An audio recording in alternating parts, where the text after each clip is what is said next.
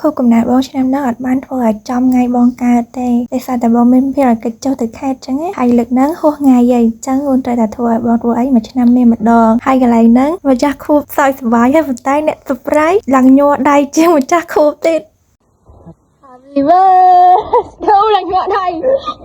Happy birthday to you និ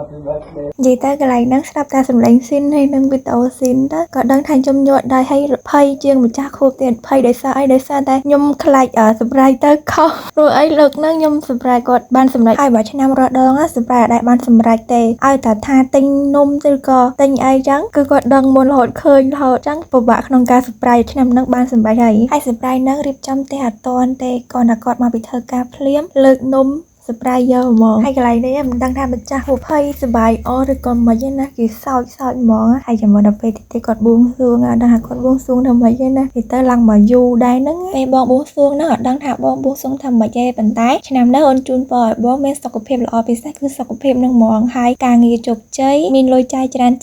ហើយជាពិសេសមួយទៀតស្រឡាញ់អូនឲ្យខ្លាំងហើយមកគេក៏នៅបួងសួងប៉ុណ្ណឹងក៏ចេះរៀងមកសង្ហាដែរណាអត់ស្រឡាញ់មិនបានលើនេះហើយវីដេអូនេះអូនចង់ប្រាប់ទៅបងថានំខេកហ្នឹងគឺអូនធ្វើជាពិសេសសម្រាប់បងណានិយាយទៅនំខេកហ្នឹងគាត់តែគិតទុកមុនព្រៀងមុនហ្នឹងគឺមុនតាំងពីមុនថ្ងៃខួបទៀតប៉ុន្តែដេញវេលាអត់ត្រូវហ្មងដោយសារតែបែងចុះទៅខេត្តទៅពេលអញ្ចឹងទៅខ្ញុំរកពេលវេលាអត់ត្រូវបដ ாய் ហើយថ្ងៃហ្នឹងខ្ញុំ surprise វាញគឺហួសថ្ងៃហី surprise ឡើងបាក់ចង្កេះទាំងពីរនាក់ហ្មងសូម្បីតែខ្ញុំអ្នក surprise នេះក៏ខ្ញុំភ័យដែរខ្ញុំភ័យហ្មងឡើងញ័រដៃឡើងទៅចាក់ចង់ដៃចង់ជើងប៉ុន្តែពេលដែលខ្ញុំ surprise គាត់គឺខ្ញុំរំភើបជាងគាត់ទៀតនិយាយទៅខ្ញុំអត់ដែរមានអារម្មណ៍ថាដែររំភើបដល់ថ្នាក់ហ្នឹងរបៀបថាយើង surprise គេបានសម្រេចហើយវារំភើបខ្លួនឯងឡើងចង់កៀងហើយខួបបងឆ្នាំហ្នឹងរៀងកំសត់បន្តិចធ្វើតែ2នាក់ទេឆ្នាំរដូវបងធ្វើជាមួយនឹងគ្រួសារជុំគ្នាអញ្ចឹងណាតែមិនអីទេឆ្នាំហ្នឹងធ្វើតែ2នាក់ក៏បានដែរឲ្យតែបានធ្វើអញ្ចឹងណាព្រោះអីមួយឆ្នាំមានតែម្ដងហើយវីដេអូហ្នឹងអីហងធ្វើសម្រាប់បងជាពិសេសជូនពរក្នុងថ្ងៃខួបកំណើតបងណា